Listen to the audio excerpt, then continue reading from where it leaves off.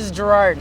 We just got done testing out the new Sublue WhiteShark Mix Pro here in Seattle at Redondo Beach, and nothing but good reviews so far. I mean, from my point of view, this thing was fantastic.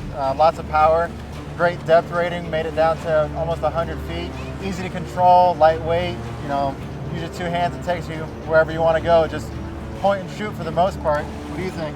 Yeah, I mean, when you first saw it, you think it's just a bunch of plastic, but it's got enough weight to it, so you could feel that it's got a solid build to it. And then, like you said, once you were down there, you know, both triggers squeeze. I mean, it was taken off. You know, and you got an area where you either have a lot of current or you just want to just cruise for a little bit and not waste air with kick in and stuff.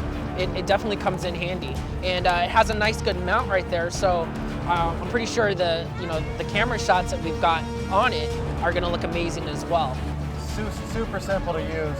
I think that's one of the easiest parts about it. Is great battery life, and just a lot of fun to be able to take out and go for it. Yeah. There's not a whole lot to it. The digital display, which tells you where your battery is just some lights right there. So it's just the whole plug and play and go. It works perfectly fine. So anybody could just pull it right out of the box, jump in the water and go. There's not a whole lot to it that you'd have to, normally you have to go and read instructions. This makes it really simple and easy, fun to use for basically all ages.